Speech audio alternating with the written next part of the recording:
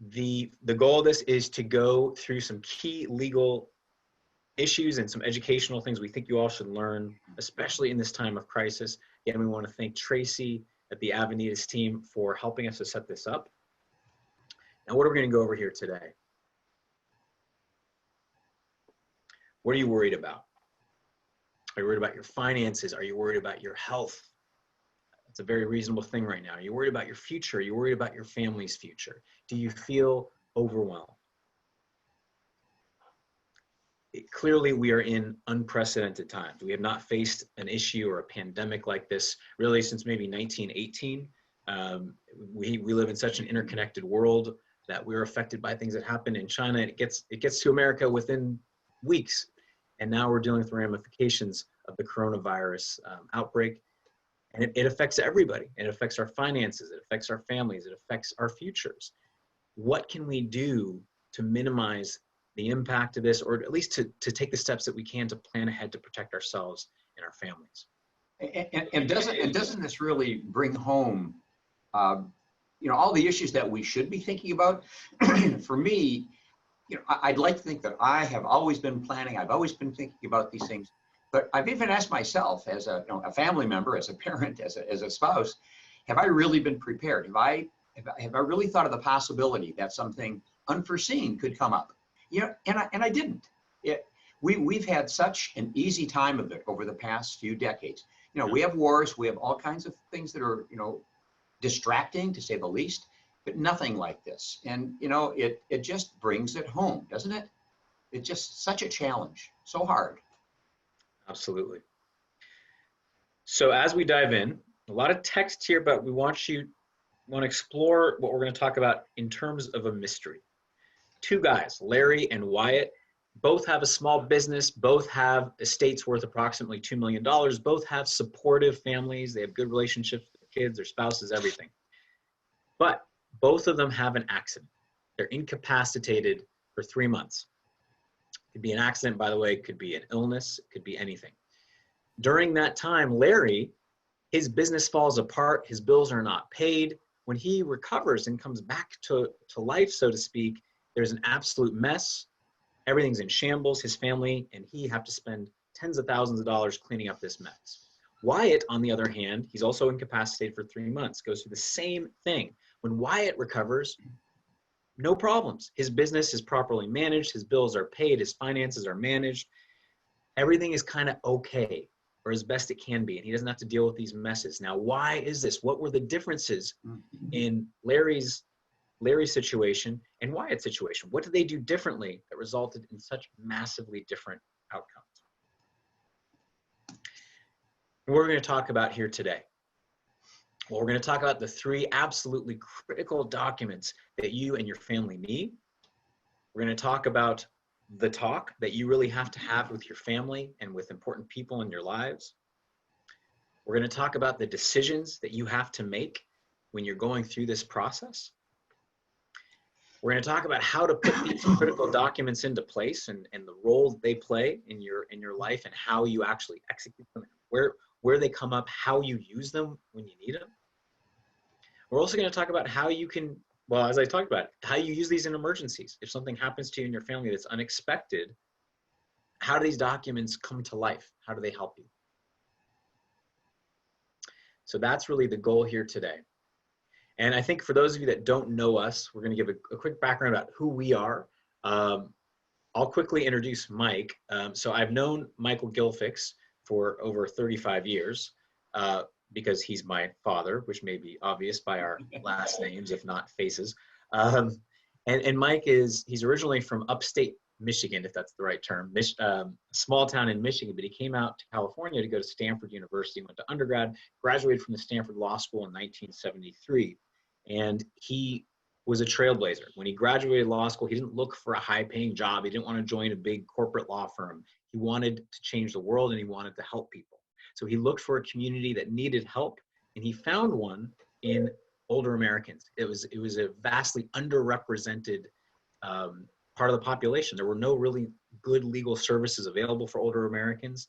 So he went out and he created America's first free legal aid program for the elderly, SALA, Senior Adults Legal Assistance. It was the very first free legal aid program for older Americans of its kind.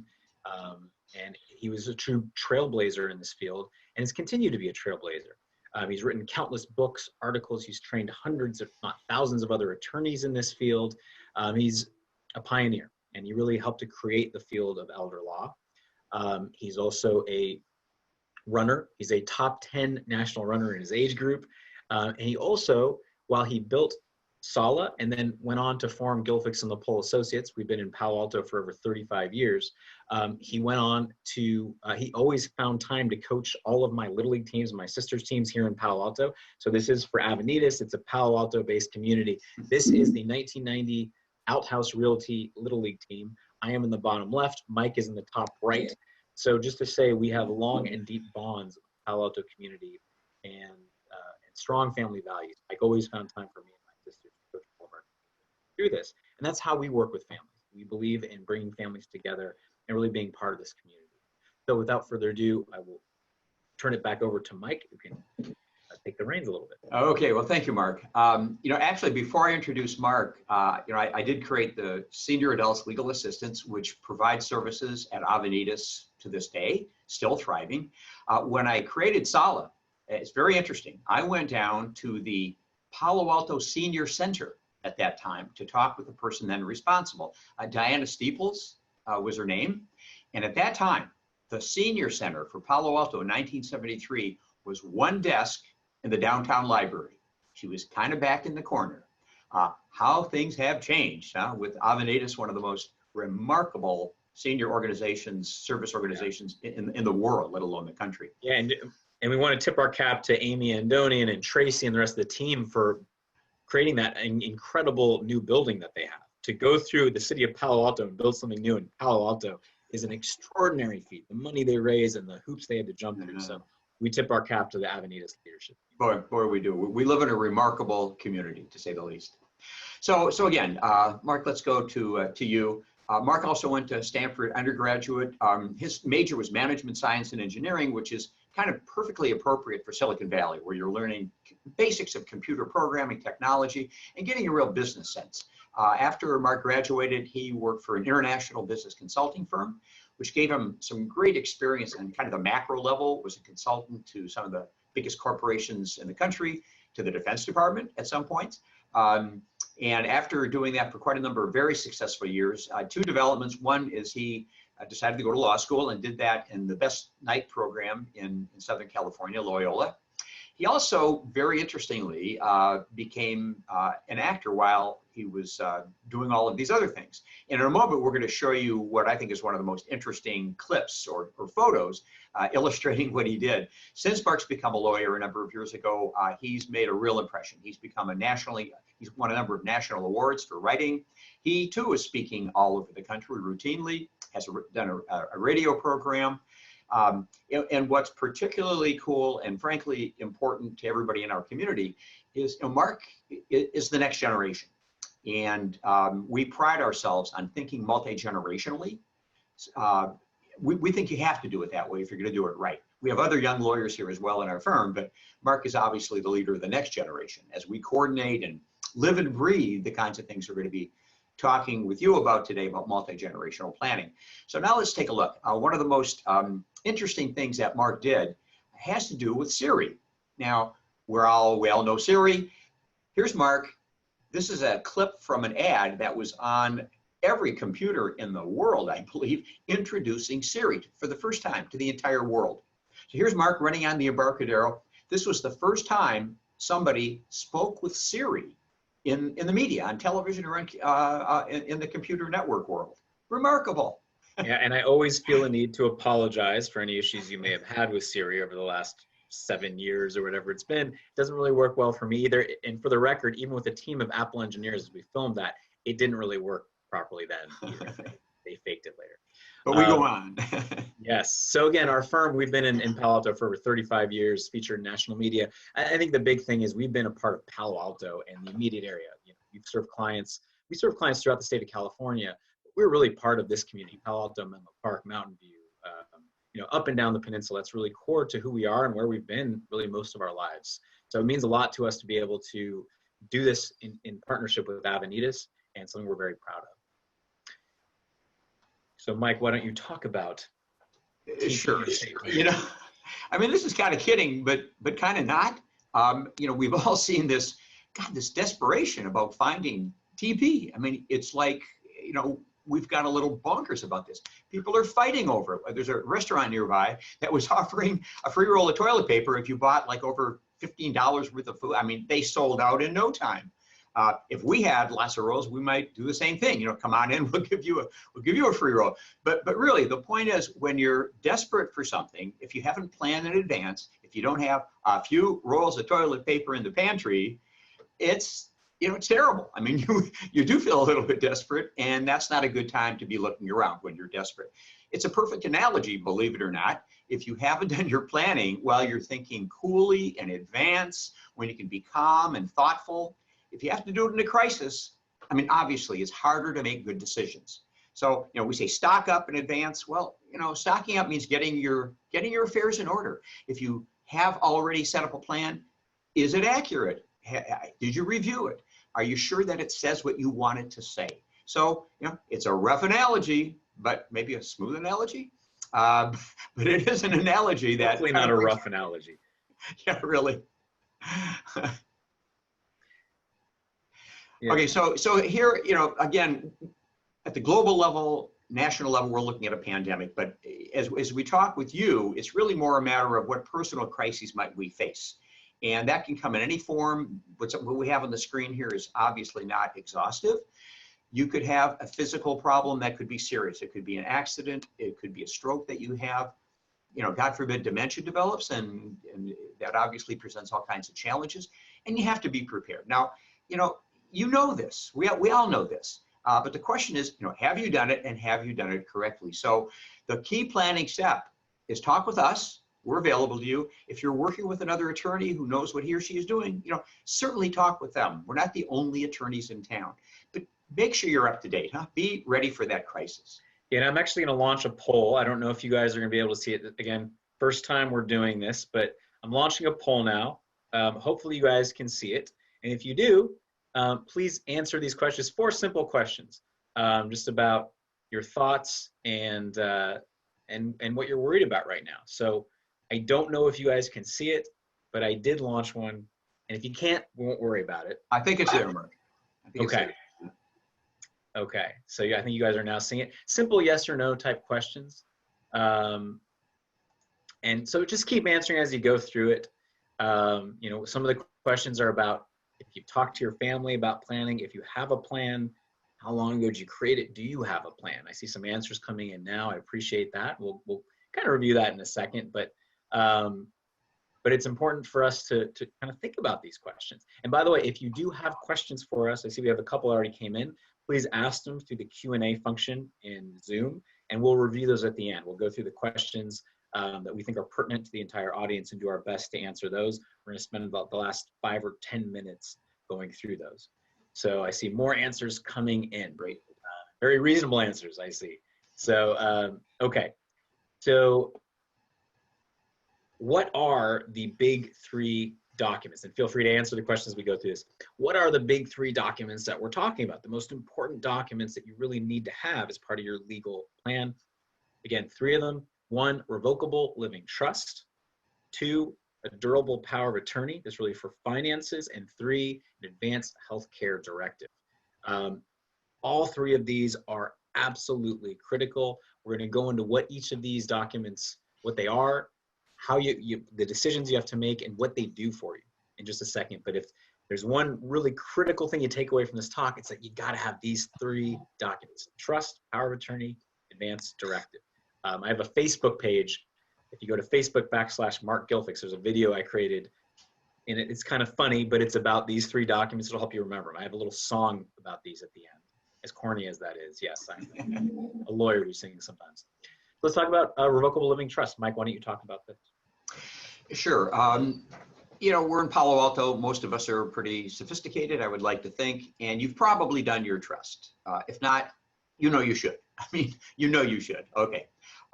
Trusts are not all alike. I mean, you can't do a trust and know that you're fine. Is it correct for you? Does it say what it needs to say? Have you identified the right people?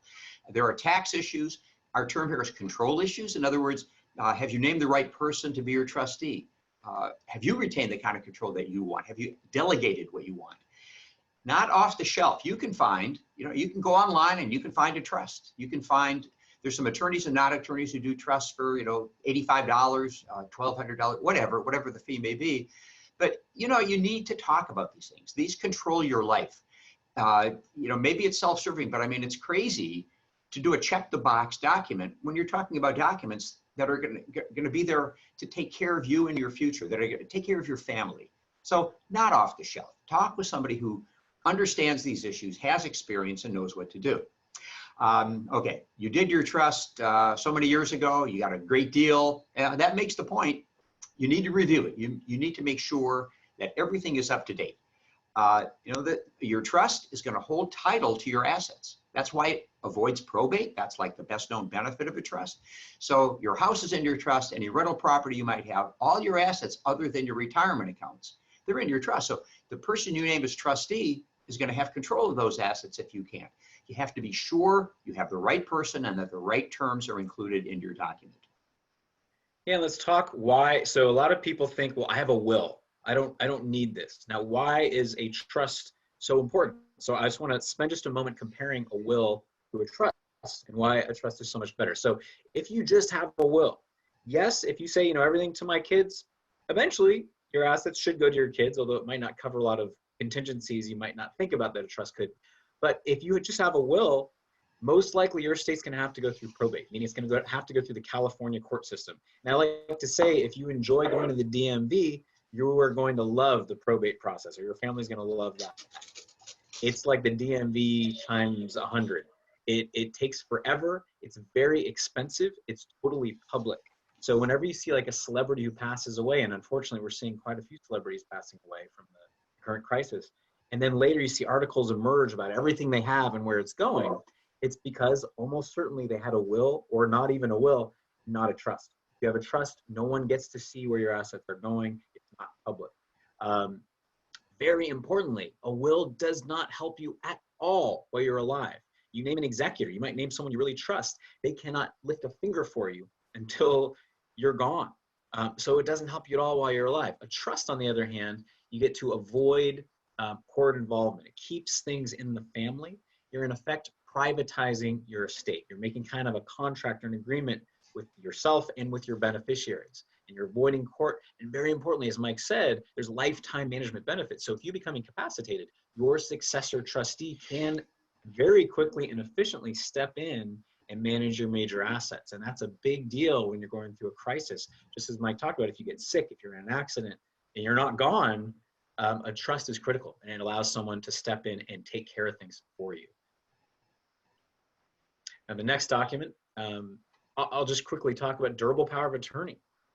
So your trust governs your house and your major assets, but there's a lot of day-to-day business of life issues that don't fall under your trust. And this is what the power of attorney is for. By the way, I'm going to end the poll. We got some great answers. So I'm going to go over that in just a little bit.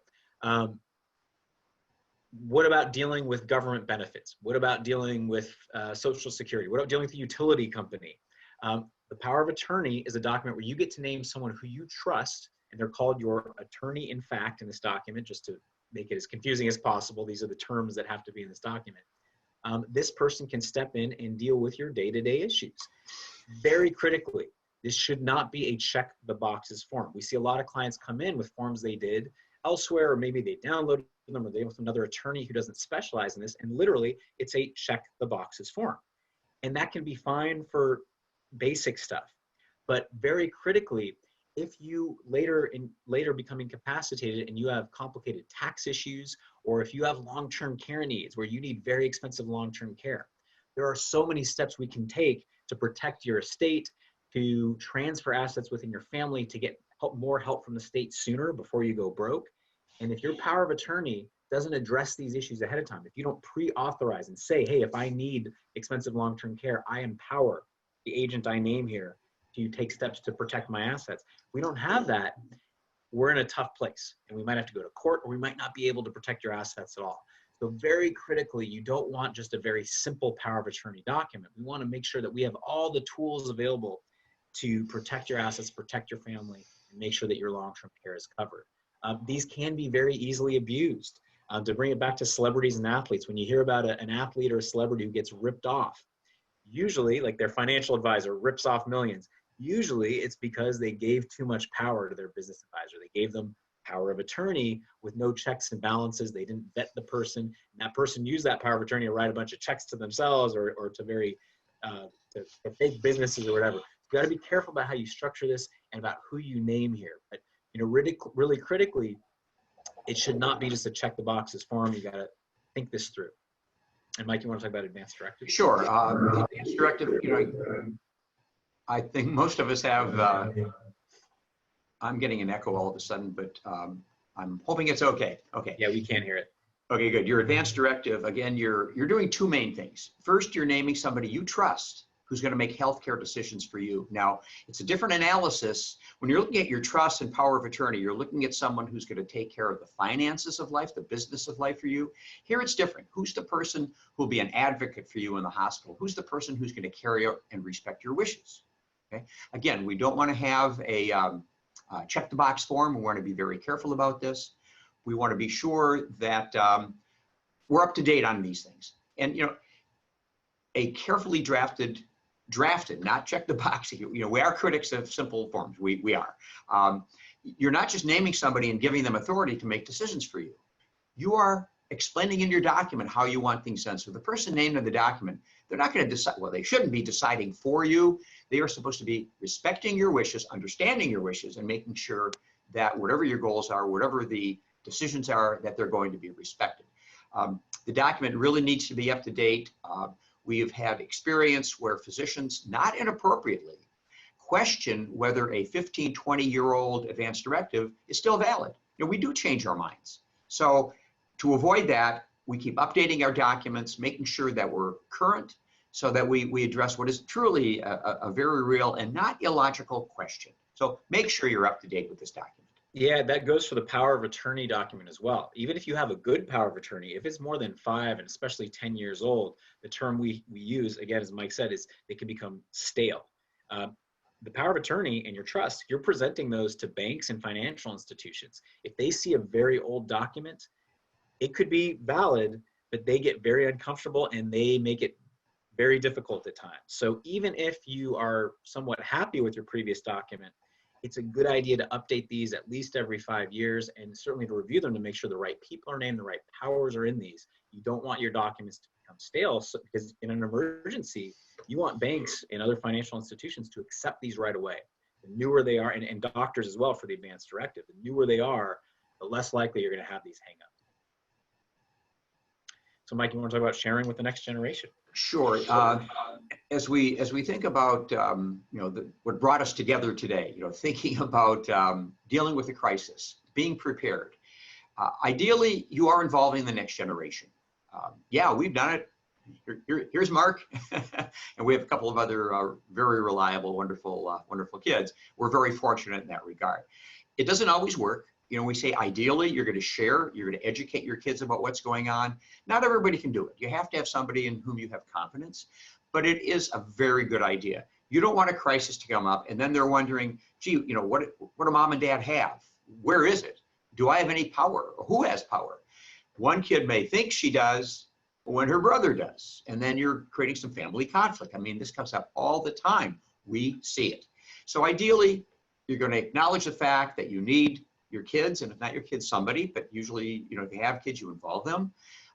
Ideally, we love having family meetings here. We've done countless where, mom and dad come in and at least one of the kids. So they get educated about the plan that's put into place, how it works, where they can get answers to make it smooth. When there is a crisis, we want to avoid the challenges and the upset. And that's what this can do again, particularly if the communication between generations is established and maintained. Communication is just critical. When a lot of times we get the question of like, how do I avoid conflict down the road? I don't want to leave a mess for my kids. What if I have specific things I want to leave maybe a little bit more to this one kid or charity? How do I avoid conflict? the number one thing is to communicate ahead of time and have these discussions. You don't want to leave it for an emergency or after you're gone. Now, how can you protect future generations? You know, how, and this is, we're going to cover this more in future webinars. By the way, we are going to do a series of webinars with Avenidas. We're going to set future dates and times. We're going to dig into different issues. We want you to take advantage of this time where you may be stuck at home to learn and ideally bring your kids into this. And this is an issue that directly affects your kids and your grandkids. Now, how can you leave assets to the next generation in a very protective and powerful and sophisticated way? A family protection trust. They're generically known as dynasty trusts. Our version of these is called, we call them family protection trusts. You might be asked, so Bernie Sanders has been vocal among some other politicians in saying these should not be allowed. These are not fair. He may be right that they're not fair. Why is he so concerned about these trusts? Why does he want to get rid of these? Well, there's a number of benefits to leaving assets to the next generation through a family protection trust rather than directly to your kids. So here, you would create, let's say you have two kids, son and daughter, say for our family, Mark, Shauna, Jamie, me and my two sisters. Instead of leaving assets to us, I make no presumptions, Dad, about anything. Hey, you know what we've done. You know what we've done. We've communicated about this, so I actually do know that we have these in place. We practice what we preach. We created these in our family. Instead of leaving assets to me, my sister Shauna, to my other sister Jamie, we've created family protection trust. So I will not actually inherit anything directly. It will go to my family protection trust. My sister's share will go to their separate family protection. Why are we doing that? And why do we recommend this for our clients? Well, there's a few reasons. If one of us endures a divorce, assets in these trusts are protected in a divorce settlement. If you inherit money, technically it is your separate property, but 90% of the time over the course of a marriage, over a few years, you commingle your assets. If you commingle during a divorce, those assets could be lost in the divorce settlement. And most people don't like the idea that money they leave to their son or daughter could be lost to an ex. Not a good idea. These trusts can protect from that. Two, if your child is sued, if they're in a car accident, a bad business deal, whatever, there's a high, if they inherit money directly, that money is easily accessible in a lawsuit. It's just part of their estate. Someone going after them sees they have a lot of money, they go hard after that money. If it's in a trust, there's a high level of protection against creditors. There's a barrier that someone would have to get through before they can get to that money. So it's a big disincentive for someone to try to sue your child for a lot of money. It's a big pain to try to break one of these trusts. Three, very powerfully, when your child passes away, for future grandchildren, or if you already have grandchildren especially, the assets that you leave to your child in this trust, plus the growth in the value of those assets. And that can be exponential if it's invested well. So you'll say you leave $1 million or a house to your child via trust. The child's gonna probably outlive you by 20, 30 years or more. The value of that could double, triple, quadruple. They don't have to do much to achieve that. No matter how much it grows to, there's some limits, but largely speaking, no matter how much it grows to, it is not part of your child's taxable estate and thus is not subject to the estate tax. That could potentially save millions of dollars when assets go from your child to your grandchildren. And just as a side note, the stimulus bill that just passed the House, it's going to cost $2 trillion or more. We already have a massive federal budget deficit. This is expanding it dramatically. How are we going to pay for this? There are going to be a number of things that I think are going to happen, but one of them, I think the estate tax is going to get much more strict in the future. So, this is one way to sort of guard against that risk and take your family's assets out of exposure to the estate tax, no matter what happens in the future.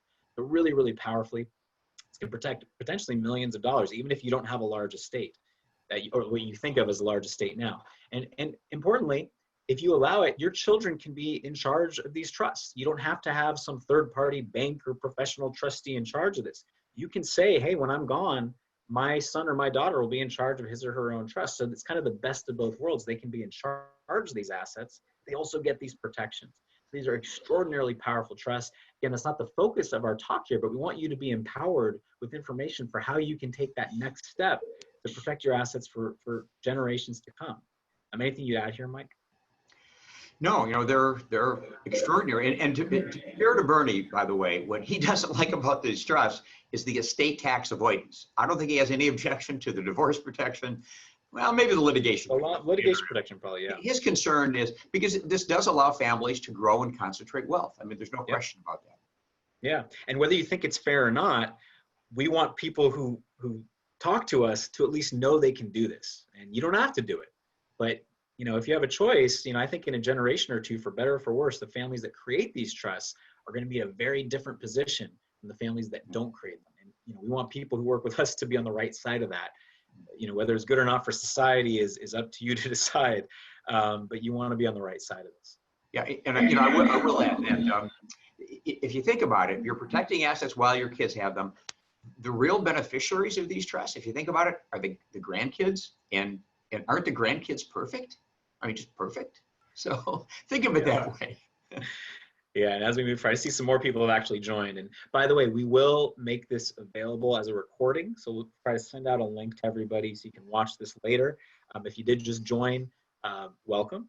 And we're going to answer questions at the end. I see we have a number of questions that have come in. We'll go over the poll results, and we'll go over the questions as we get to the end of this, and we'll talk to you about next steps. So as we talk about what are the decisions you have to make to put these documents into place or to update existing documents, I mean, one of these, the critical decision, this is really in all three of the documents, the trust, the power of attorney, the advance directive, who's going to be the successor trustee? If you can't manage your core finances, your healthcare decisions, if you're in the hospital, can't speak, who do you want to step in? Who do you trust to step in? It's not about who you love the most. It's not about your favorite child. I'm glad to know that I am my parents' definitely favorite child. I know they will never reveal if it's my sisters or me, I don't know. But it's not about who your favorite child is. It's a big responsibility and a big burden.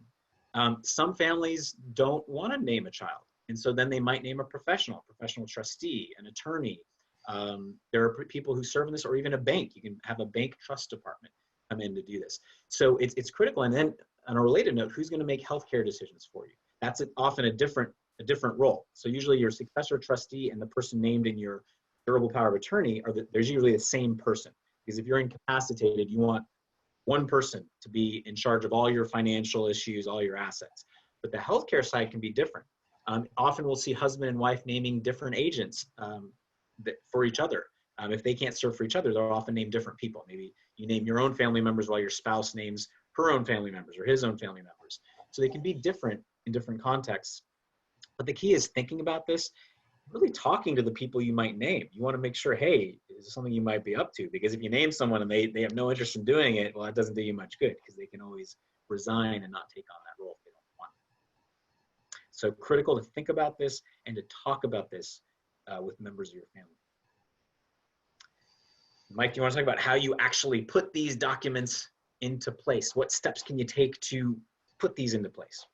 Sure, and in many ways this is obvious, but as we were putting this together and chatted with a number of folks, this is a question that came up. They say, you know, I know I need these things, but what do I do? You know, where do I go? How do I go about this? Yeah, you know, meeting with an attorney, somebody who understands what's going on. It is obvious. These days, we are developing our skills at meeting remotely. I think of my upcoming next 10 meetings, 9 out of 10 are done remotely. We're using Zoom, we're using this exact device. And by the way, the oldest person I have on this list of 10 future clients, she's almost 90. She's the one who insists on coming in. What are you going to do? And it's not discomfort with technology. She just likes that face-to-face meeting, and we're going to be very careful. You know, we accommodate, we make that work, as do all professionals who are taking care of folks these days. So, you know, there is something to be said for experience and expertise. Maybe that shouldn't have to be said, but it does. It is so easy to put up a website and look like an experienced professional. There's forms, there's software that can let attorneys or anybody do almost anything, but you know, do they really know what they're doing? And do they really know what questions have to be asked? So you have to be careful about these as you make decisions. You have to review your documents. You have to sign the documents that we've identified. You don't just talk about them. You don't just think about them. Closure is the key, getting those documents into place. We'll return to the theme, sharing with your family members and communicating. If you're not going to have a family member named in one of these key roles, obviously communication with the person you do name. If you're naming your third cousin who lives in Skokie, make sure that person's available and willing to do it. If you have a professional, that's somebody with whom you communicate locally, we would hope, so you'll have that taken care of. So there's logical steps. Talk about it, learn about it, talk about it, review drafts, get those documents signed and put into place. Yeah, and once they're signed, that's when they're valid. Having a draft of your documents in your drawer does you no good. They have to actually be signed. Technically, they have to be notarized, although we are looking into different ways that we can accomplish documents without face-to-face contact right now if people are uncomfortable with it. And again, everything can be done remotely. We do not have to meet with you in person. We can do everything over the phone, via Zoom meetings, via Skype meetings, whatever you want to do, because I know these are strange times and many people really should stay at home as much as possible. So we can accommodate whatever you need, and I think other attorneys are in this boat as well. How are these documents used in emergencies? Let's say you have a medical emergency. God forbid you get the coronavirus, or you're in an accident and you are all of a sudden in the hospital, can't speak, can't manage your finances, or just in a really tough place. Usually you need a doctor's note of incapacity. So a doctor just says, hey, Mr. Mark Gilfix is incapacitated under my medical judgment. He cannot make decisions. There's specific language you typically get. It's not super hard. You get copies of that, you present it with the document, and the next person in line is then is able to step in. They have to sign their own acceptance as trustee form or acceptance in the role, but it can be done very efficiently, especially with an attorney. That's when you really want to talk to your attorney, make sure we can do it right and get it done very efficiently, but it can be done very quickly, and the next person in line steps in. You don't have to be incapacitated, by the way. If you are just don't feel up to it, or you are ill but you're not totally out of it, but you just are like, I can't deal with anything right now, you can voluntarily step down and the next person can step in, and you can always step back in. By the way, all these documents are revocable. As long as you have capacity, you can revoke your power of attorney, you can revoke your trust. That's why they're called revocable living trusts, and you can always change the order whenever you want. So it's not locked in stone. Now, what do you want to do just logistically to make sure that these are there when you need them? Well, you should have extra copies of these documents with you. The advance directive, you should give it to your primary doctor so they have it in their files. You should have extra copies just available on your record, so your family members can present them to hospitals or to other doctors if you're not at your normal place of care. Power of attorney, same thing. You should have multiple copies so you can present it to banks. Often you want to give it to banks ahead of time. As soon as you sign it, even if you're not incapacitated, get a copy to your bank so they have it on their file. They might ask you to fill out their own forms as well, because you're going to have to present these to a lot of different institutions to make sure it's all done right. And that's where an attorney is critical, so we can help, whoever you're working with, can help make sure that you have the right documentation, you get it to the right people to empower that backup agent to make decisions for you. So, with regard to the advanced directives, we probably have a few of our clients watching. You know that when we do the advanced directives, we give you a card that we have you put in your wallet. It says you have an advanced directive. It identifies the person, has a phone number, and the advice is you staple that card to your proof of insurance. Because if you go into the emergency room, what are they going to look for? And they want to see, what's your insurance? So if the advanced directive information is right there and they see it, you've taken a dramatic step forward in being sure that the right person is going to be contacted. That's being just practical, right? Just being practical. Yeah, absolutely. And whenever we work with clients, we keep backups of all documents. We scan them, we keep them in the cloud. So we often are contacted to say, hey, I need a power of attorney document. I don't have my copy. And we can send it for anyone we work with. We keep backup. So you want to make sure you have it backed up, in the cloud or with your email, perhaps. We try not to put too much sensitive financial data in the documents. So, it's not, you shouldn't be too worried about it getting hacked or things like that. So critical to have backups, make sure people have these available. Your attorney should have these available. We certainly do for our client.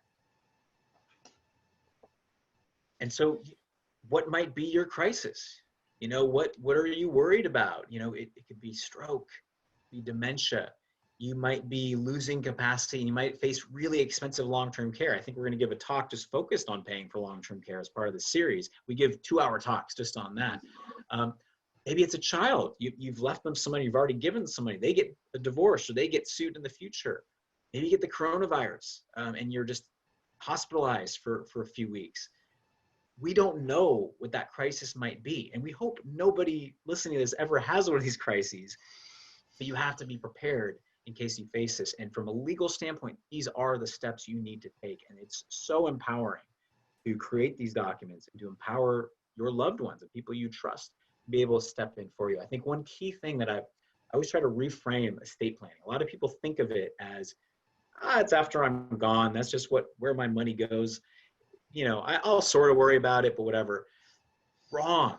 This is about you while you're alive, just as much as after you're gone. This is about making sure there's a structure in place to cover you if you are sick or incapacitated or can't manage things. So it is just as important for helping you while you're alive as it is for directing where assets go after you're gone. Let's revisit that tale that we had before. Again, was putting it back up. Larry and Wyatt, both similar situations. Both have small businesses, have estates worth $2 million, have supportive families, both have an accident or a serious illness and are out of it for 3 months. Larry, unfortunately, when he comes back to the real world and he's doing okay, his business has fallen apart. His bills have not been paid. There is a massive mess, and he and his family have to spend tens of thousands of dollars on legal fees and other things cleaning this up. Wyatt, on the other hand, same situation, but when he's out of it, his business is properly managed, his bills are paid, really no issue. What is the mystery? What's the difference? That's actually pretty straightforward. You probably know the answer because you've listened to us for the last 40 minutes. Larry had no estate plan in place. He didn't have a power of attorney. He didn't have an advance directive. He didn't have a trust. So when things fell apart, his family didn't know what to do. They couldn't access his business records. They couldn't go to the bank and access his accounts. They didn't know how to get access to his bills. They couldn't talk to the utility company on his behalf. It was an absolute mess, and things kind of fell apart. And later, they were able to sort of pick up the pieces, but it was a mess. Wyatt, on the other hand, had a comprehensive plan that he put together with good guidance. He had the right documents, he had the right people named, and his family knew what to do. And they called his attorney for help when this happened, and everything was handled as smoothly as possible. So it's just absolutely critical, again, to plan ahead and not wait for a crisis. That's the key thing we want to hammer home here. Anything you'd add there, Mike? No, I mean, that says it well. In a way, I feel like we're being a little redundant, but we're doing it on purpose. Yeah.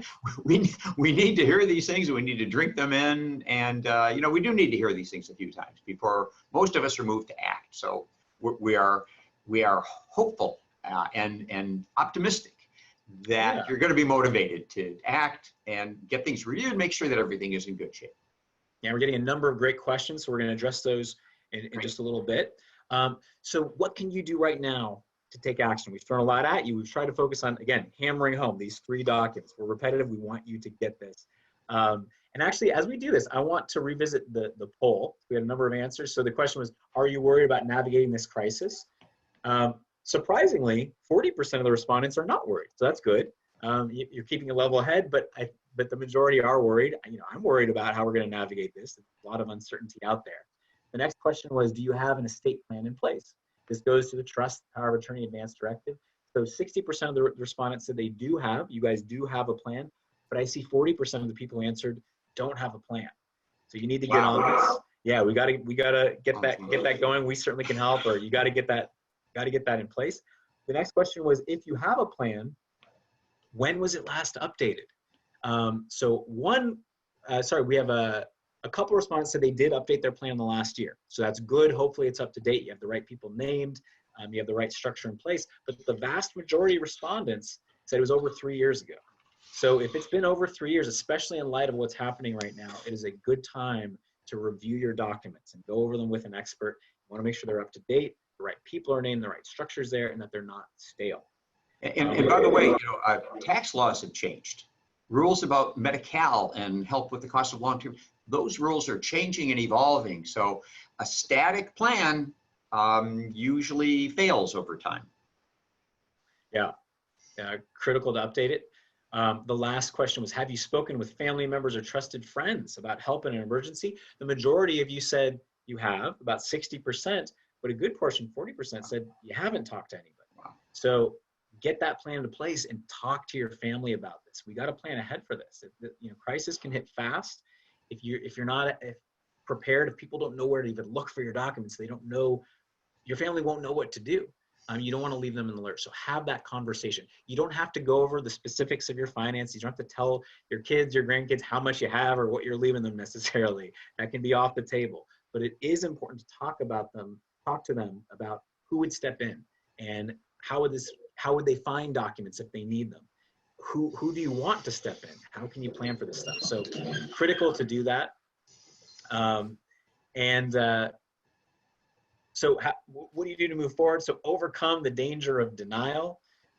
My kids won't ever divorce, or I'm not going to need long-term care. I'm never going to go to a nursing home. I'm going to live forever. I'm not going to be affected by this crisis. Corona is going to pass me by. I already have documents. I did them a while ago. They're fine. I did a plan. I'm good. Sadly, that's just not the case. We've got to make sure it's up to date. Overcome this.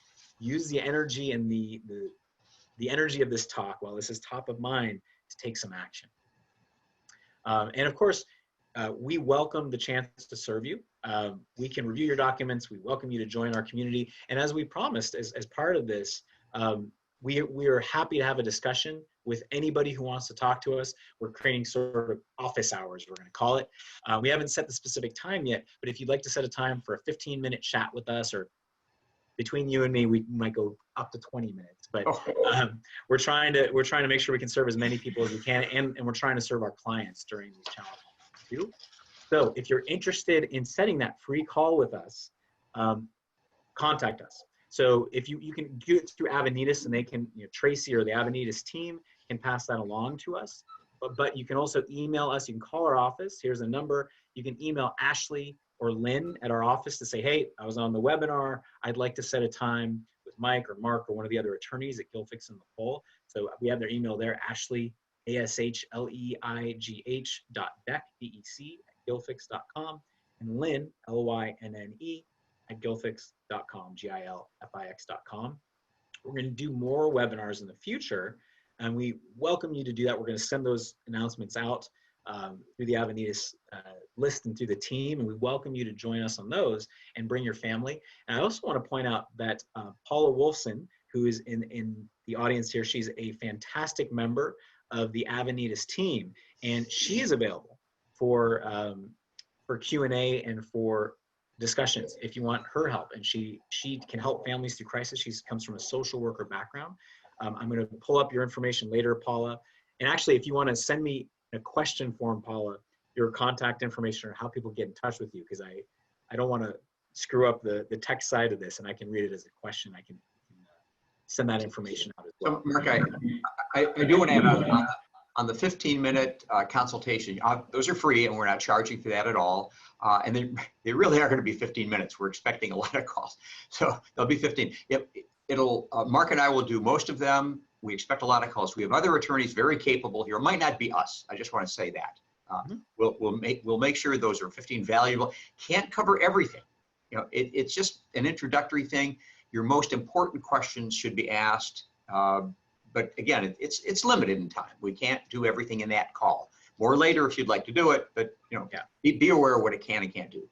Yeah, so we're here for you. And again, doesn't have to be with us, but we want you to take action, and we'd love the chance to serve you. So I want to go through some of the questions. We've got a lot of great questions. Mike has a couple that he sees on his screen. I have a few. So I'm going to go through a couple here. First question, will this webinar be available afterwards? Yes, we're going to save it. We're going to make it available to people afterwards. Feel free to share it. Please share it. Watch it again if you want. Good question. What level of assets and how many heirs do I need to have for a trust to be appropriate? You don't need to have much. If you have a house, you absolutely need a trust. Really, if you have anything over, if you have a very small estate, like under $100,000 and that's it in total net worth, all assets, retirement accounts, life insurance, everything, then maybe you don't need a trust. You would avoid probate at least. But still, even if you have a small estate, the management help that a trust can give you while you're alive is huge. So really, if you have a house, absolutely 100% you need a trust. But even if a smaller estate, you really should have a trust. So I have a question here. The point is that somebody has 2 kids. Both of the kids are in their 40s. Neither is a good money manager. what should I do? What are the alternatives?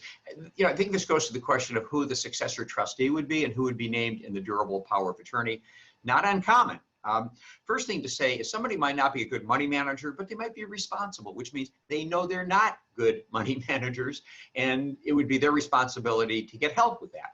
Get a financial advisor, a bookkeeper, whatever it takes to make sure they keep things organized on your behalf. Now, if you still feel you can't do it, there are alternatives. If there's no children or close family members to name, there are individual professionals. There are professional fiduciaries who are basically in the business of serving as a conservator or sometimes as a trustee. Many attorneys will serve in the role of a successor trustee. If you don't find somebody in the personal contact or the professional categories, then you're probably looking at banks or trust companies. There's some nonprofit organizations that will also do it, but you're usually looking, again, at banks or trust companies. If you can't find a person, usually, if there's a person you have that you can communicate with, that's your best choice. Mm-hmm. Now, some more questions. I'm going to make our screen a little bigger now so you can see us. I will put up the email addresses again if you need that. So questions about when powers of attorney are triggered. What is a springing power of attorney? So that just refers to you can actually give power of attorney without incapacity being an issue. Just say, hey, I'm giving my wife or my son power to sign for me right away. Then you don't need a doctor at all. You just show the document. Otherwise, if someone has declining capacity or if you're sick, and you're saying no one can sign for me unless I'm incapacitated, that's when you need a doctor's note. And a question about what do you mean by simple documents? Do you mean downloaded from the internet?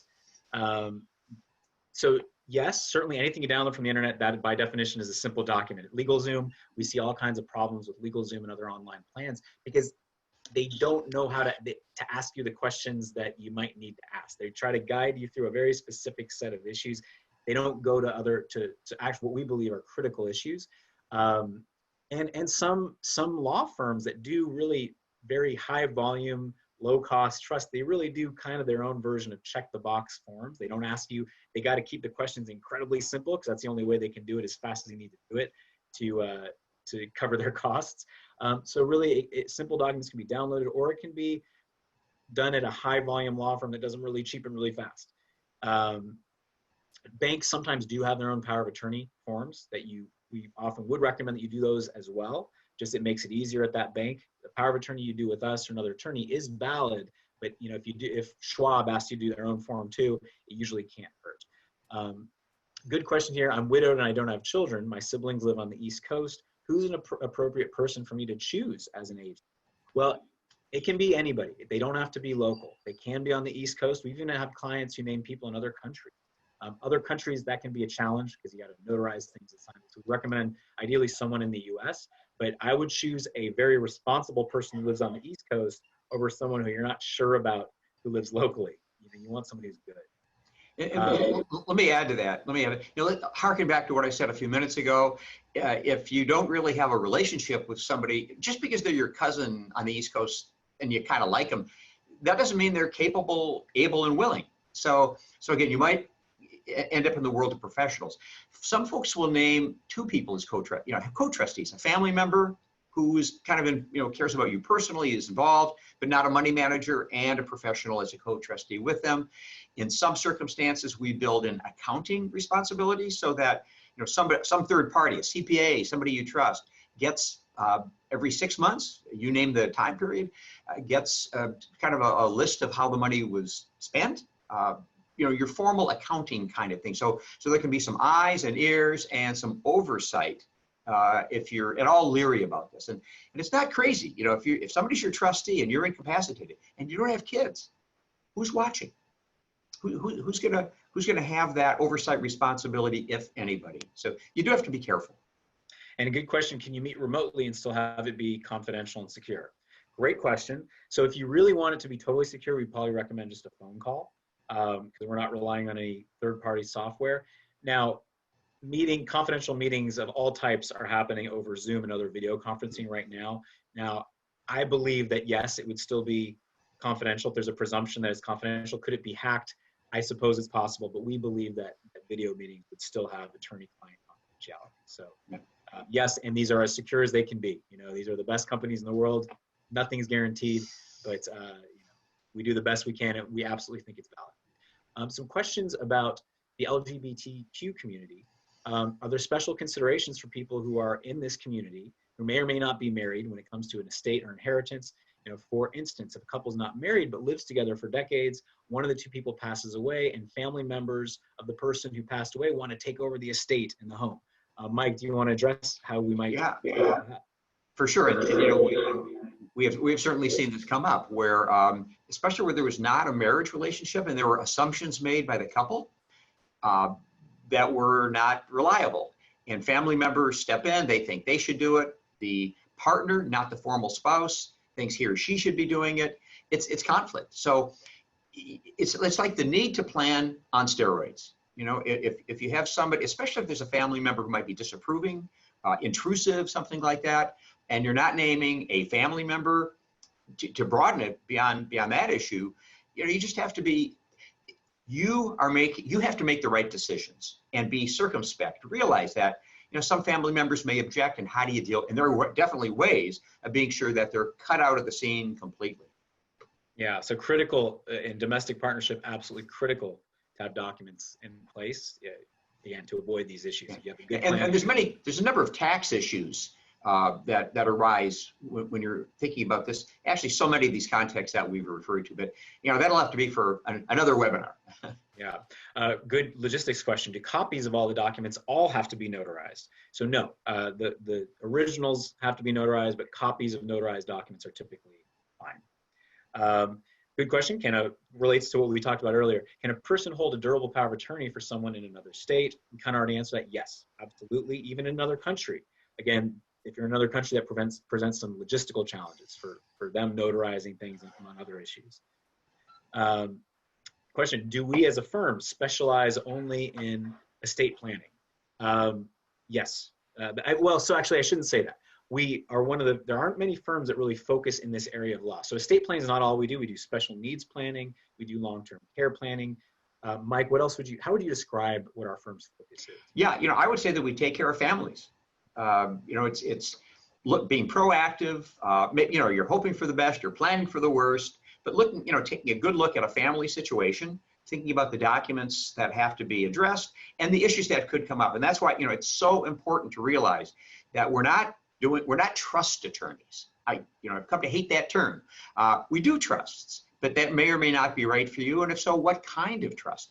Mark mentioned special needs. We do an enormous amount of work where somebody has, usually it's a special needs child on the autism spectrum, bipolar, whatever the issue may be.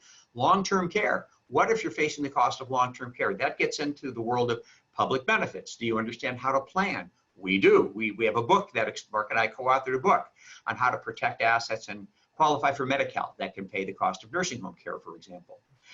We have 2 litigators here, and 90% of the litigation that we do is in this world of contested conservatorships. People fight. I'll tell you, siblings fighting over property that mom left. We have 2 major cases like that. It just breaks your heart, to see this kind of thing going on.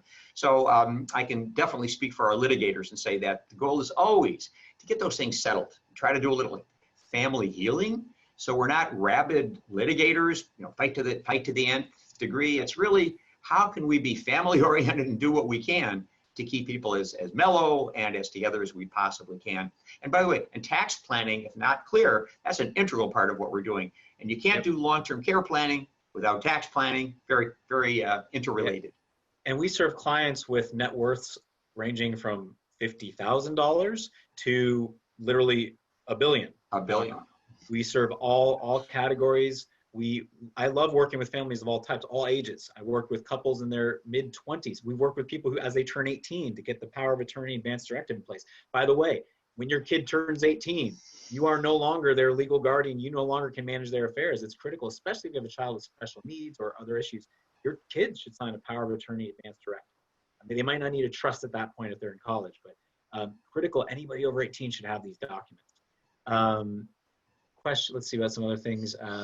So what does a trust if you don't have a large estate typically cost, and how do we do business with clients? Mike, you want to address that? And we're going a little bit over. We're going to go a couple more minutes and we're going to wrap this up soon, but Mike, you want to address that? Sure.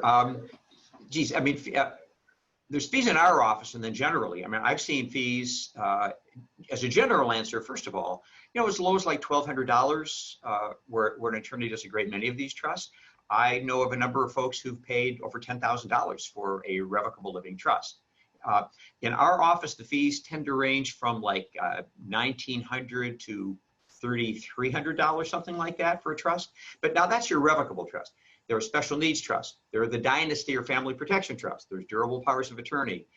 There's some attorneys who do everything hourly, where they don't have a flat fee, and some are very good. So again, we can only speak for ourselves. For a special needs trust, our fee is typically $2,900. Some attorneys charge less, some attorneys charge more, and there's usually some hourly involved. But if you live around here, if you have an estate, respectfully, this is not a time to worry about $100 here. I mean, it's not self-serving to say this. You might go to some other attorneys, but you got to take care of yourselves and do it professionally and do it well. If you sort of look over the decades when these documents are going to serve, if you amortize this, it's pennies a day for what you're doing. So don't have a cup of coffee once a week and you paid for your estate planning. Yeah, and for smaller estates, that you wouldn't need as many different planning tools, as many different trusts. So, and we always do things. We have typically planning meetings we bill hourly, but really usually that's the only hourly part of it. We give you in writing exactly what it would be, so you leave that meeting knowing I am going to spend exactly this on the plan to make sure you feel good about it. And our goal is to provide great value and to prevent issues down the road. I want to give a shout out to Paula Wolfson. So she sent me another summary of how she can help you. So she's providing real-time crisis intervention if someone's in a medical situation or trying to navigate issues when in the hospital, an ER, a nursing home. People can call Paula in real time. So if you're facing a crisis, Paula's awesome. I know her well. Mike knows her well. She is available. And by the way, the first thing she asks when people call her in a crisis is, do you have your legal documents in order? And that's where we can help you to help Paula to coordinate things with your family. We'd work with her in that case if need be, or she can help you navigate on her own. You can call Paula at 650-289-5438, 650-289-5438. You can email her at pwolfson, PWOLFSON, at avenidas.org, AVENIDAS.org. So again, pwolfson, PWOLFSON, at avenidas.org. You can also just call the Avenidas line and they can direct you to her. Paula is fantastic and such an amazing resource for the client community. One question is Sala operating remotely? How can people access them now? So I'm not sure how they're operating. Yeah, I'm not sure either. Yeah, so we can't answer that. Sala again is senior adults legal assistance. That's my baby from 1973, still thriving, still here. They don't do trusts. It's really more landlord, tenant, government benefits kinds of things. So just ask if you do call to make an appointment, make sure they do provide services in the area of concern for you. Yeah, well, that covers our questions. Great questions, everybody. We really appreciate it. And it looks like virtually everybody's still here. I'm just going to share my screen one more time so you have the information. If you do want to work with us or just have the call, you don't have to, there's no obligation. You can call us and we can just answer your question. We are happy to do that. These are tough times. If we can help give you some peace of mind or at least give you some guidance, there's no pressure to work with us after those calls. We obviously invite you to, but please, if you'd like, take advantage of our offer to answer some of your questions. And sometimes we can point you in the right direction for other resources too, if we're not sure of all the answers out of our realm. But you have the emails there, ashley.deck, ASHLEIGH.DEC at gilfix.com, or Lynn, LYNNE, at gilfix.com. You can call our office too at 650-493-8070. Sometimes it's hard to get through at times. There's been some tech issues. I'm sure you can understand we're getting a lot of demand right now and the internet's a little bit strained. But either way, we're going to offer some more webinars. We invite you to look out for those. They're all free. We invite you to bring your family, share this with your family if you want. We're going to put an archive of this. Overall, though, I'm going to say goodbye without this screen up. It's been an absolute pleasure to do this. We thank you so much for being here, and we hope you got something out of it. Feel free to shoot us a note, even if just about the webinar. to Ashley and Lynn. They'll pass it along to us. And we hope we get the chance to meet many of you guys in person or over the phone. And we hope you guys are staying safe and healthy during these challenging times. This is crazy for all of us included, but we are making sure that we're still available to serve our clients remotely, however it has to happen. I'm working from home today. Mike's primarily working from home, but we are available, and we're a resource to you. And thank you again to the Avenidas team for having us. It's a privilege and an honor to work with you guys, and we hope we can be some small beacon of light in this sort of dark time, and we will get through this. We will get through this, and hopefully we can be part of the team that helps your family navigate this. So on that note, thank you guys so much, and we hope to speak with you guys again soon. We'll see you at the next webinar or in a meeting at some point. So stay safe and healthy. Indeed.